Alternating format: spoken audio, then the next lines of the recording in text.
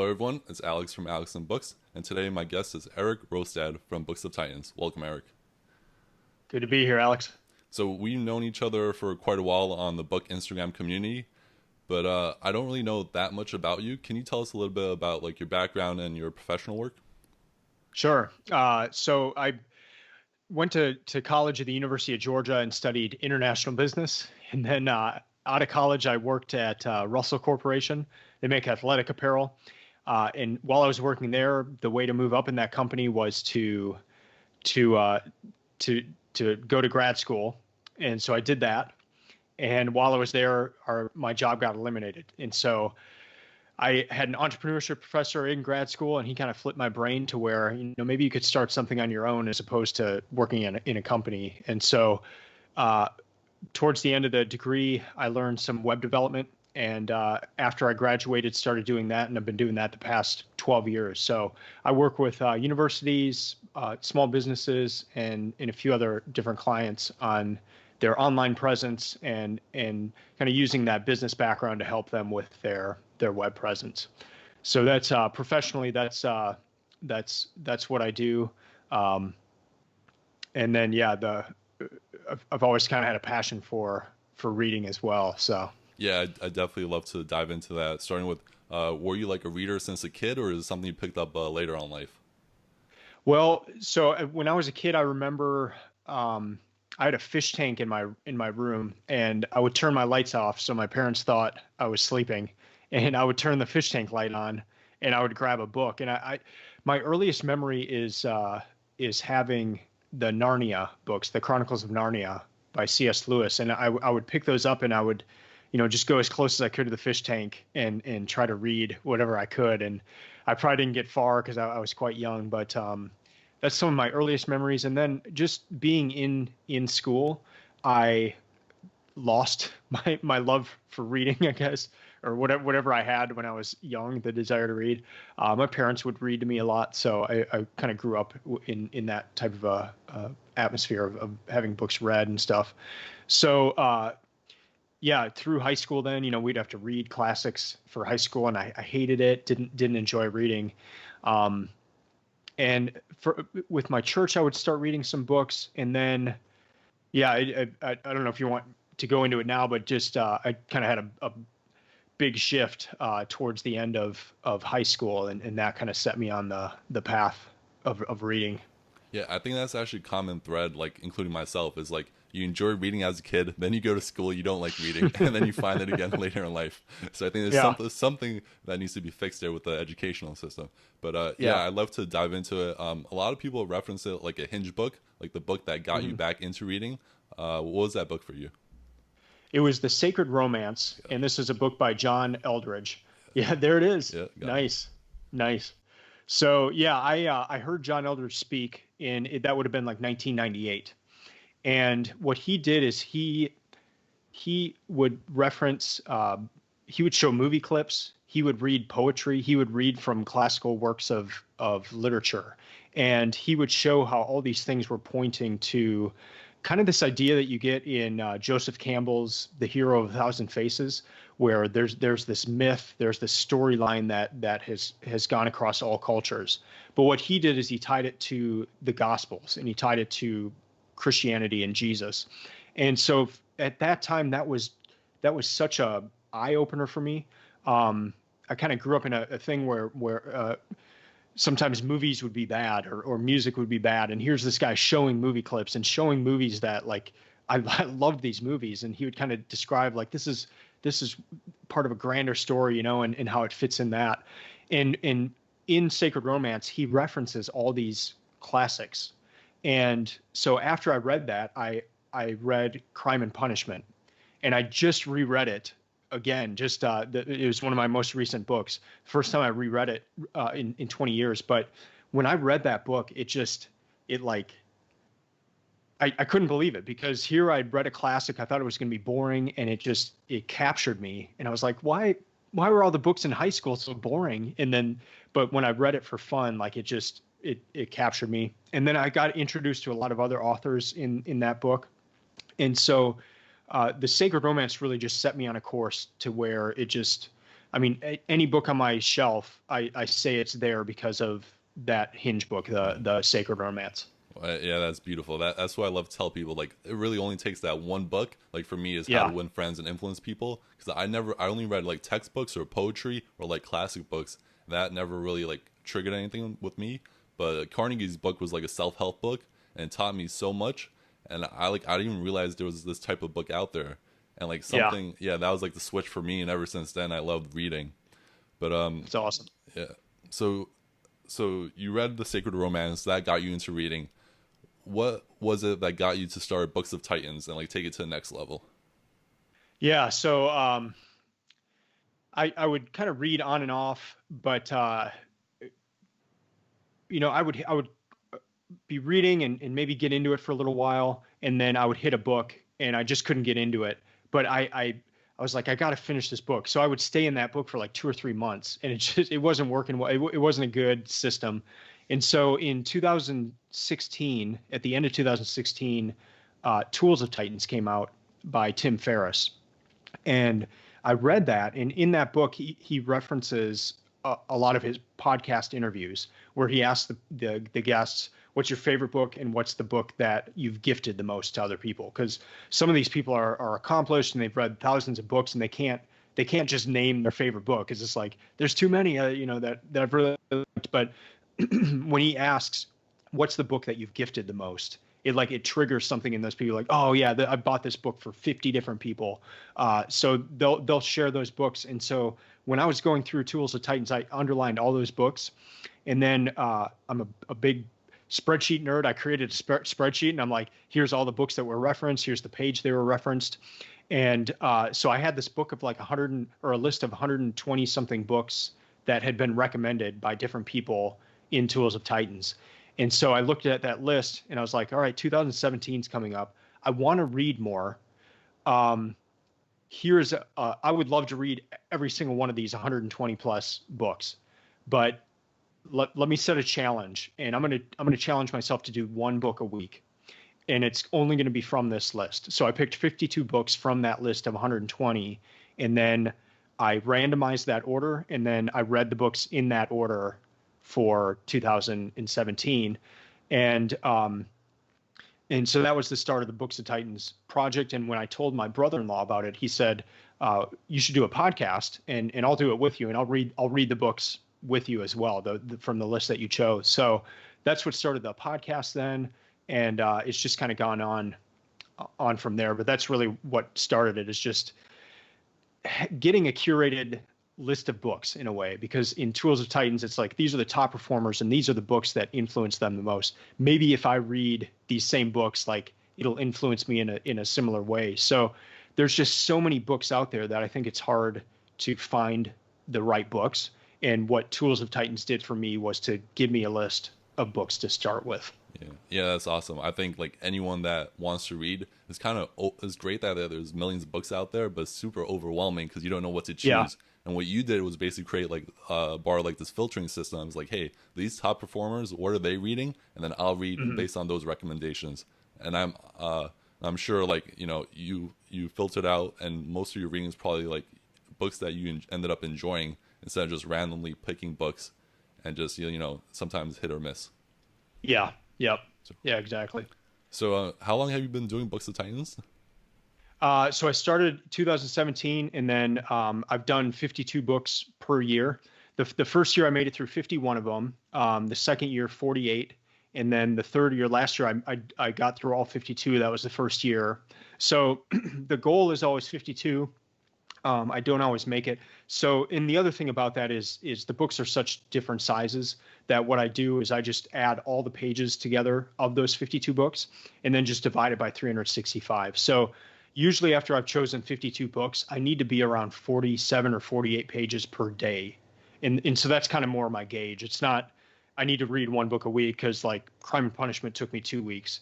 Some of the books take longer. Some take a day or 2 days. And so I just know that I need to be around the 47 page mark. So yeah, I'm in my fourth year of Books of Titans. Okay. Now. And so since when you started Books of Titans and where you are now, how do you say Books of Titans has changed your life? Um, I think the main thing is, and this is the complete opposite of what I thought would happen, um, is it's clarified my thinking in a way that I guess going into the project, because I had never read close to 52 books per year, and so I thought that if I started to do that, that I would get overwhelmed, and that it would just almost be too much to take in. And so going into it, I was actually fearful of that. That I'm reading great books, but it's like it's just too much information, and it would kind of overwhelm me.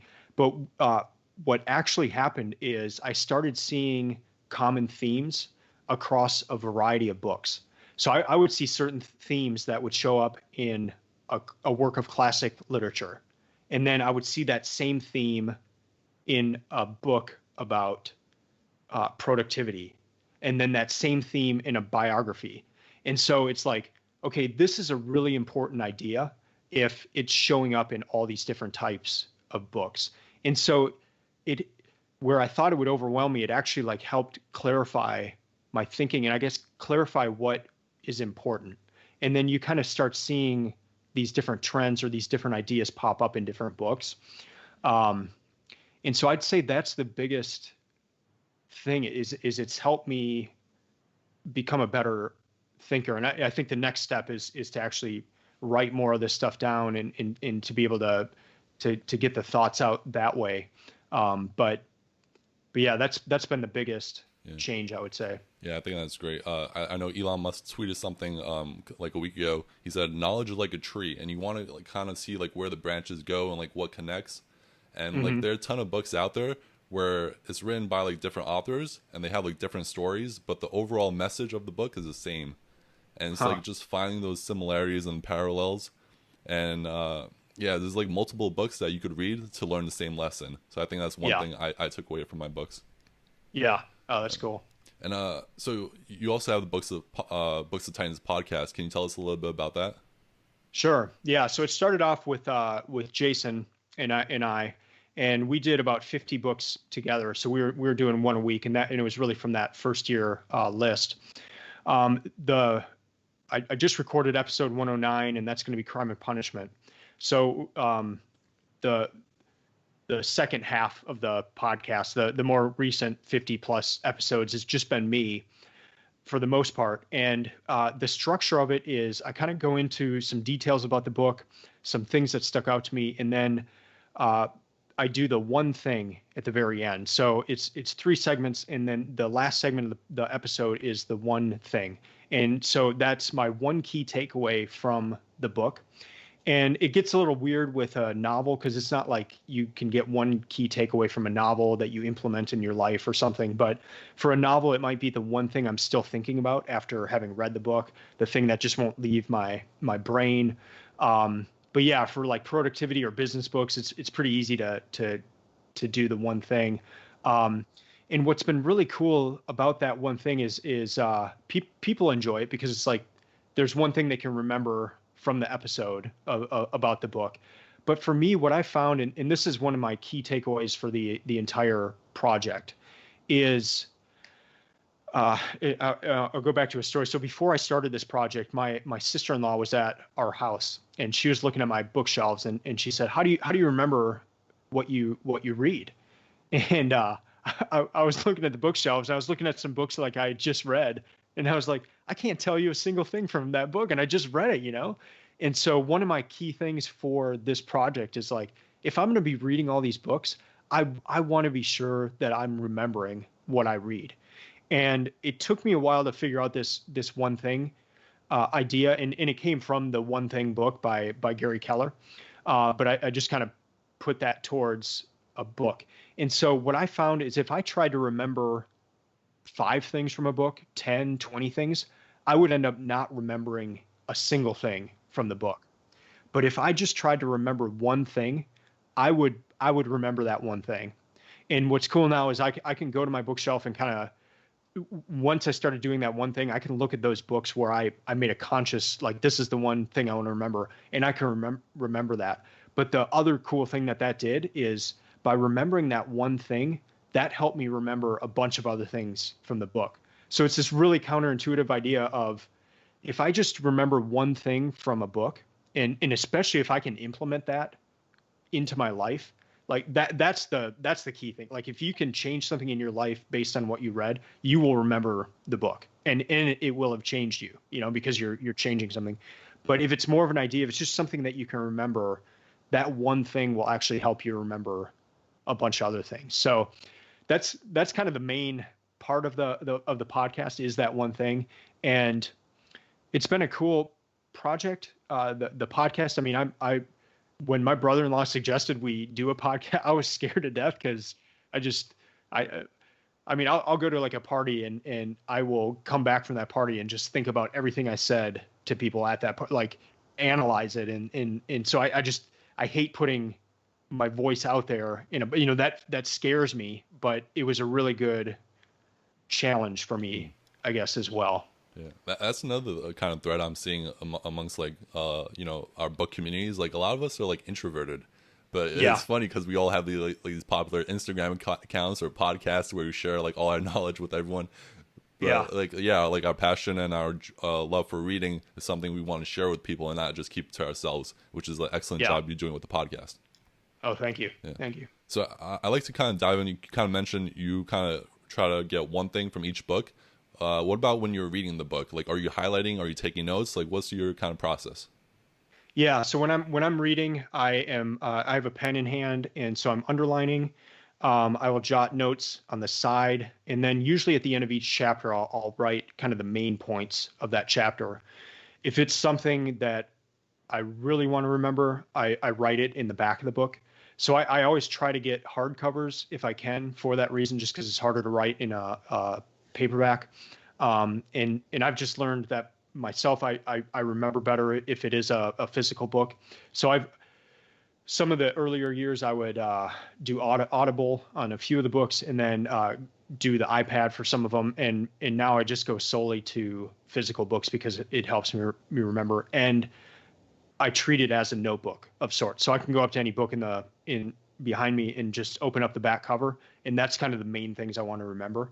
So that's the first thing I do. And then usually I will then write out notes in a notebook.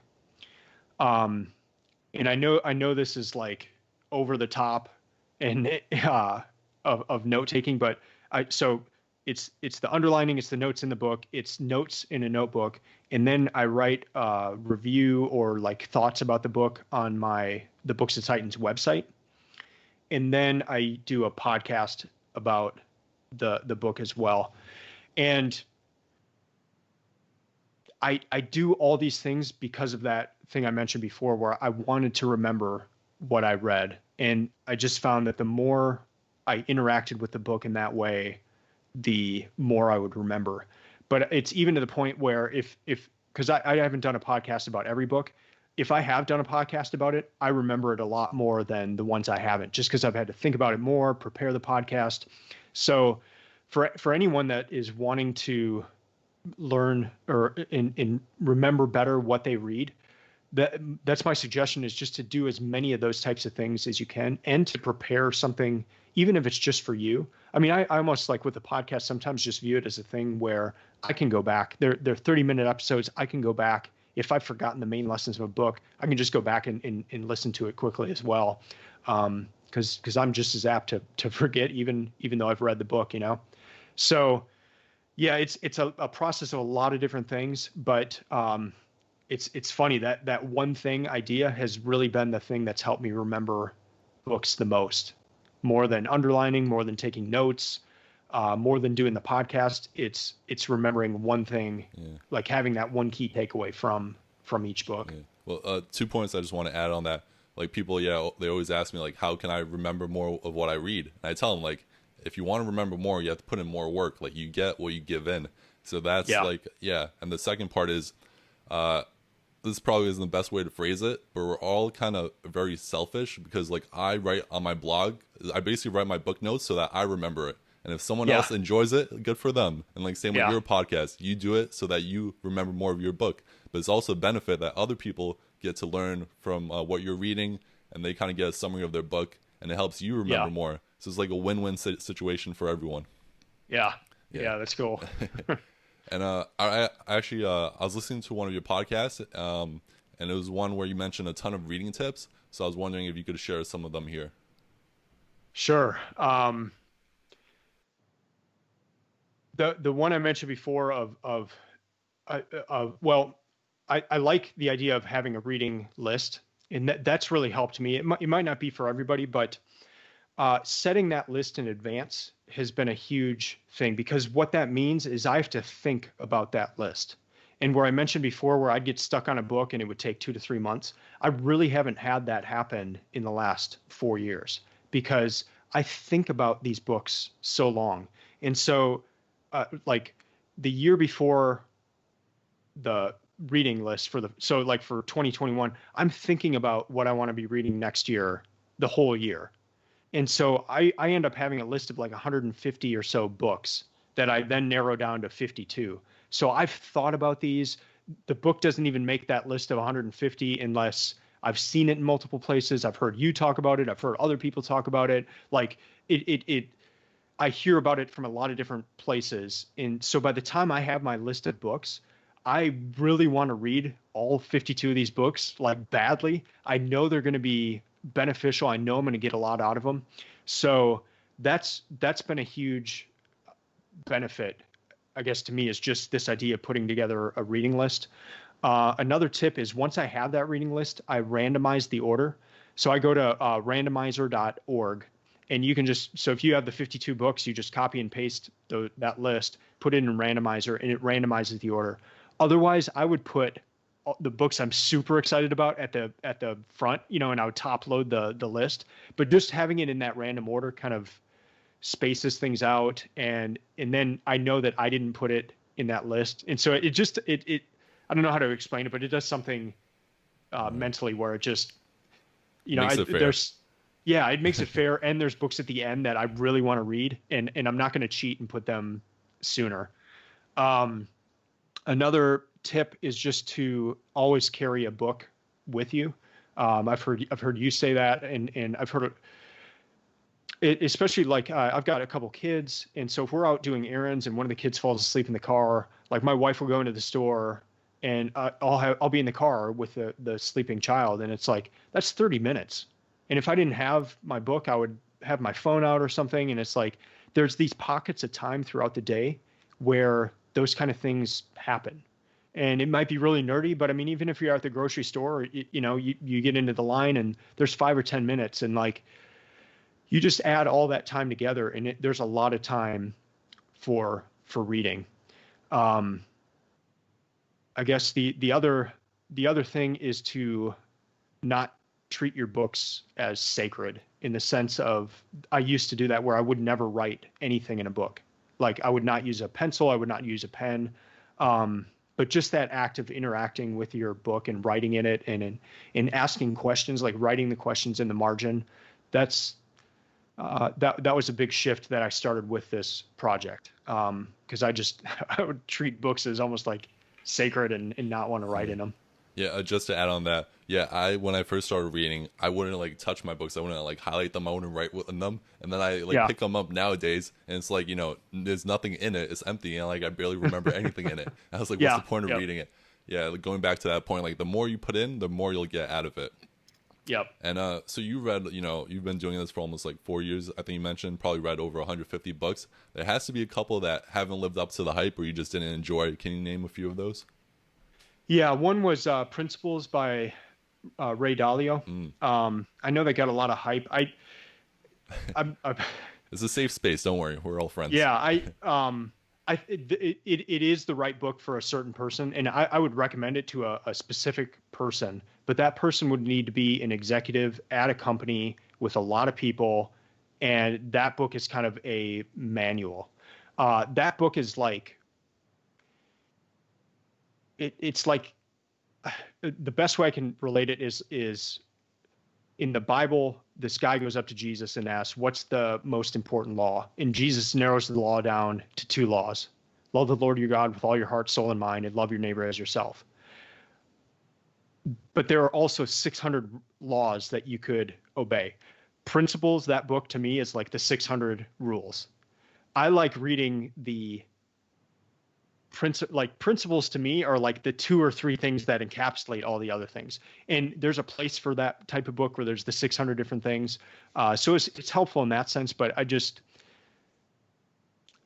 some books can be marketed very well and seem like they're a big deal.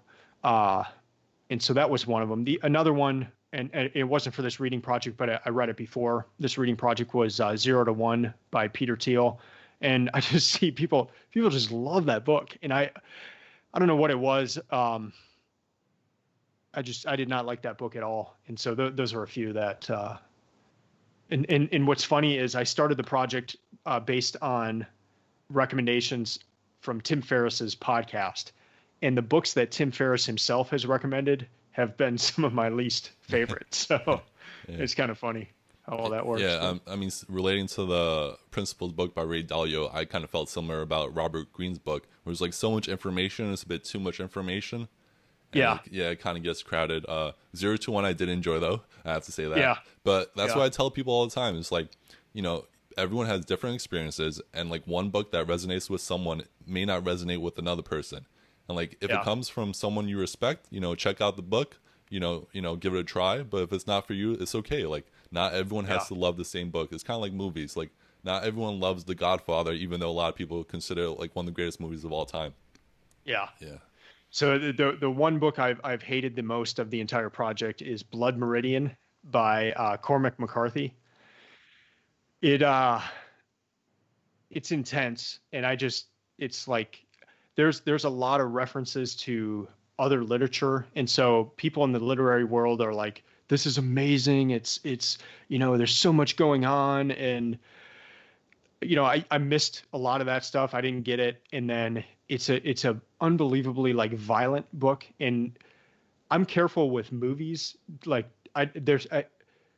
pictures will stay in my head, and if I don't want those pictures in my head, I'm just careful with movies. And I try to be careful with books as well. And this book just put things in my head that I did not want there.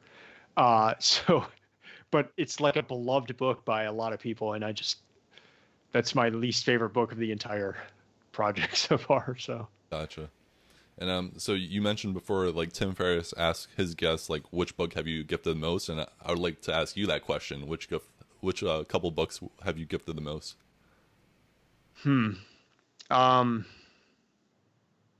Some of the recent ones are The Coddling of the American Mind, The Monk of Mocha, which is a book I read last year, and it just surprised me, and it was awesome. It's nonfiction, but it kind of reads almost like fiction.